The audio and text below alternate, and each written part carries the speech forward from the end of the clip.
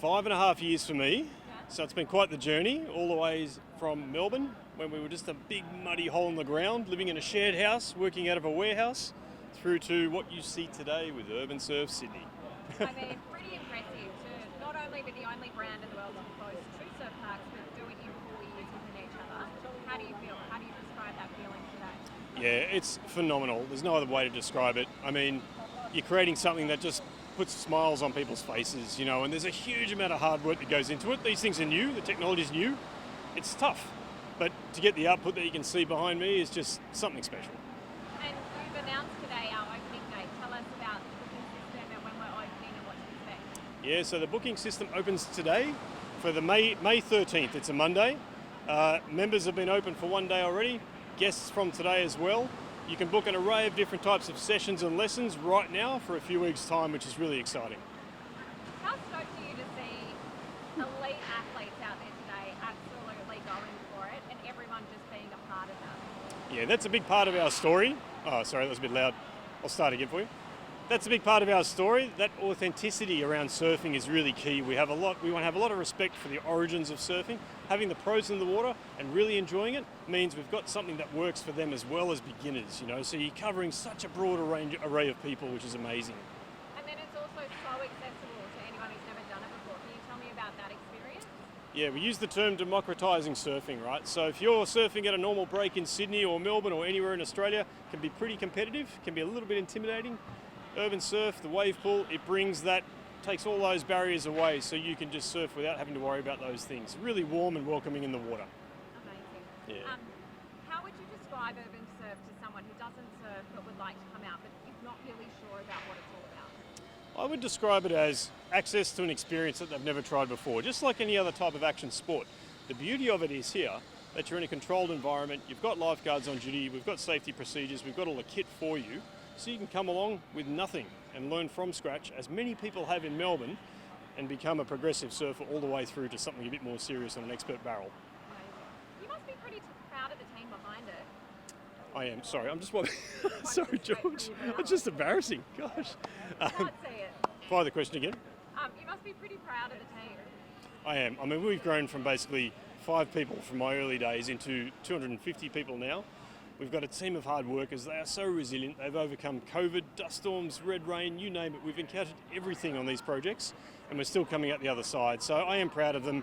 I'm going to miss them tremendously when I go, but I couldn't pass it on any better hands. And can you explain how unique this is as a construction project? Because at the end of the day, it's an engineering feat and it is surf, not on the ocean. Yeah, so it's pretty unnatural, isn't it? The fact that you're putting a lagoon the size of a cricket ground on a piece of ground that's 20 kilometres from the ocean, yet you're running 2-metre barrelling waves. So the forces around that are really technical and quite complex. So they are hard to build, requires a lot of work, a lot of engineering work, and perseverance as well, because every day you have problems, you've just got to keep knocking them down and get to the output you see behind me.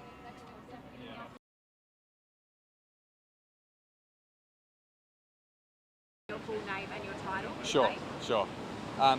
Lucas Townsend, CEO of Surfing New South Wales. Okay. And then just a little bit Sure. Lucas, being a massive part of the surfing community, growing up in that culture, what do you think this means for surfers to have a wave park in Australia and in Sydney?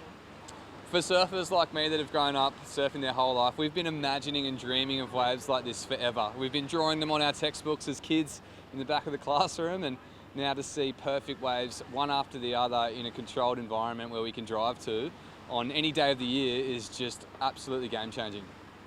Could you believe, like, when you were growing up as a surfer, that this would ever be in your lifetime, that we have not got one but two in Australia? Growing up as a surfer in Sydney, you know, we're often struggling for good waves. That's the reality. But to have a pool is something that we never thought could have imagined, let alone having 2 in Australia. It's really going to help us progress wildly fast and also just fill up the stoke tank that we like to call and get us into good waves more often. Awesome. And then obviously everything that URBNSURF is about is really making surfing accessible. Can you give us a bit of a snapshot of the current landscape of surfing in Australia? Of course. I mean, for Surfing New South Wales and URBNSURF to have a partnership really brings us aligned on our values. For us as an organisation, our vision is to build better communities through surfing. And what this does is create a controllable environment for people to pick up surfboards for the very first time. It's safe, it's repeatable, there's experts here to help develop skills. And then Surfing New South Wales and so many of our surf schools are there to help people then into the ocean safely and build confidence. So this really is for the first time democratising access to surfing. It's no longer for those just stuck to the coast. Anywhere, even here in Western Sydney, you can learn to surf. And you would know firsthand how hard it is to get a project like this up and running. How does it make you feel? Like, what is your reflection of the team at URBNSURF and Damo, what they've been able to achieve? Absolutely. I think Damo and his team at URBNSURF have really pioneered a new frontier for surfing. This is the equivalent to what skiing got when they got chairlifts for the very first time. This is important infrastructure that makes the sport of surfing easier for everybody, but it's not easy. The reality is there's tricky,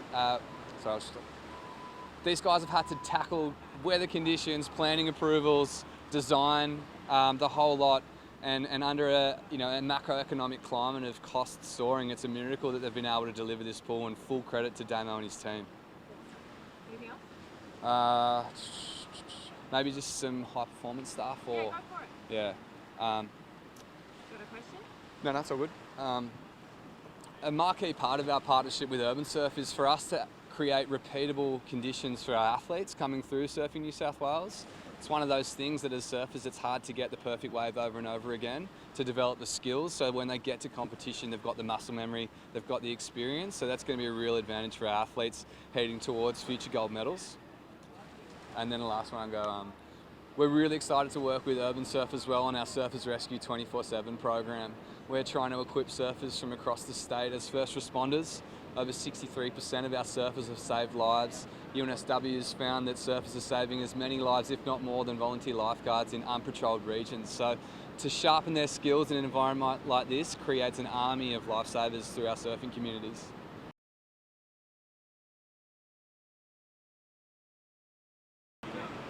Miller, because you're sending this out to media, can you just say your full name for me and how old you are?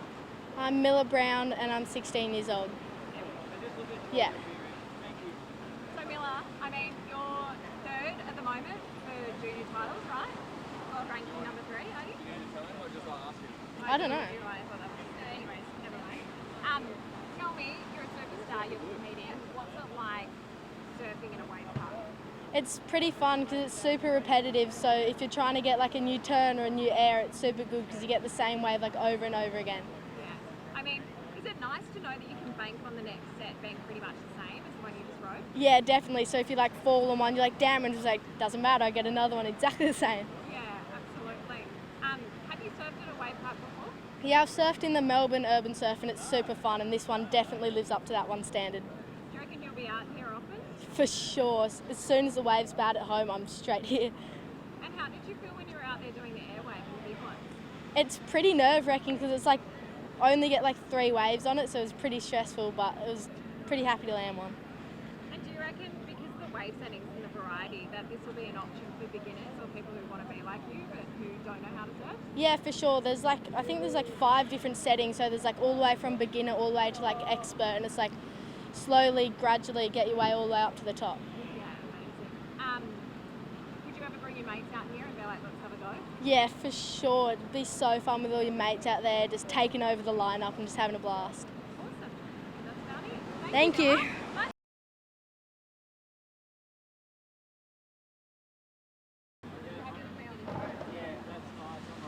Right. Owen, Yes. tell me, what was it like out there? It was great. Like the waves are good. Oh, sorry, I've seen it, mate. Yeah, it was good. The wave was amazing. But mostly for me now, on the other side of my competitive career, I was just thinking, wow, it'd be nice to sit here with my fam, push them into little waves in the shore, go out, get a couple waves myself, come back, have a few beers at the restaurant. My mind was just going, and we're in the city. This is beautiful. Have you been to URBNSURF Melbourne before? I have, yeah, but I think this is a nicer location, personally. Like, it's not like at the airport. So it seems nicer. It seems like you're right here in the city, close to everything. So, yeah, it feels like you could do a nice weekend away and come and have some perfect waves. What do you think about, I mean, it's that vibe, right? It feels like somewhere you can bring anyone regardless Totally. of surfing ability. Yeah. What do you reckon that'll do for the sport to let others in? Well, I think it's amazing, you know, like not just for the future generations, but even for, say, for myself. Like I can bring my mum here, I can bring my wife, I can bring my kids, and we can all sit around and do something for the day. It's not like you're going to the beach. You get, you know, like only one of you can surf, and someone's got to keep an eye on the kids and whatnot. It's like everyone can have a great go here. Yeah, awesome. Do you have kids surf now? Yeah. How old Yeah. are they? How old are they? Yeah, I got 3 and 7.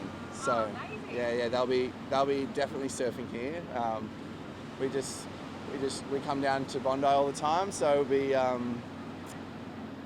quite an easy trip over here and to just enjoy the park. It's amazing. And how did you feel out there on the airwave? Was that pretty good? Oh, I loved it. I only got 2 chances, but I made one, but I could sit there and do that for hours. I had a great time. And I don't really do airs anymore, but I really enjoyed it because it's, you know, repetition, and the wave's the same the whole time, which was like, oh, I could probably get something down. Yeah, did it feel different being out there and knowing you can bank on the next set being the same? It really did. It felt like I had a chance to improve. And I think that's really important for the next generation, is like, we've seen Miller out there just nail a huge air reverse, like second try. Give her an hour out there, just non-stop tries, and she's going to be better than Philippe Toledo. Oh, imagine. Yeah. It'll be amazing for our athletes. Totally, yeah. Anything else you wanted to add? I cannot wait to come here with my mates and come in and enjoy the restaurant and the beers and just the day of it. It'll be the best. Yeah, I can't wait. Yeah, Yeah. awesome. Thank you so much. No worries. Awesome.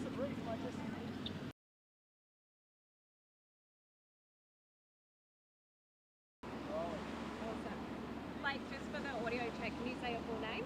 Blakey Johnston. Awesome. What was it like out there? It was so much fun. You can't wipe the smile off my face or anyone else's face.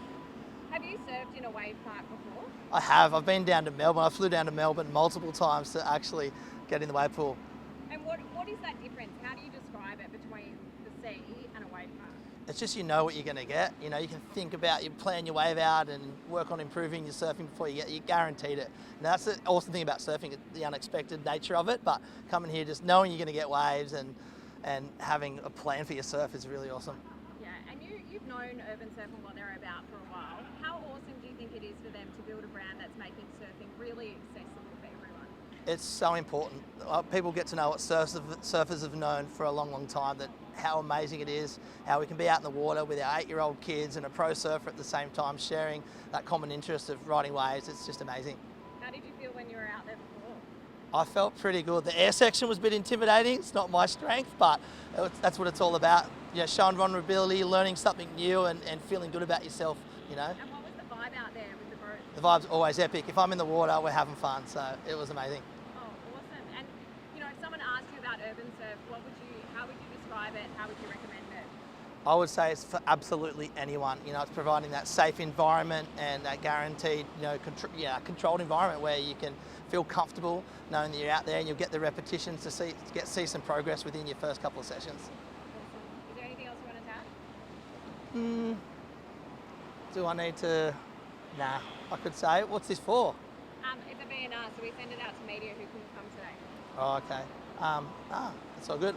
I could say my world record, it started from the Melbourne wave pool, just riding 100 waves in a day. Let's do that. Yeah, cool. Tell me a bit about that record in Melbourne. Yeah, my world record of 40 hours and 7 minutes and 707 waves was sparked by my first ever session in the Melbourne wave pool. I was there for a corporate day when it first opened, just frothing to be there.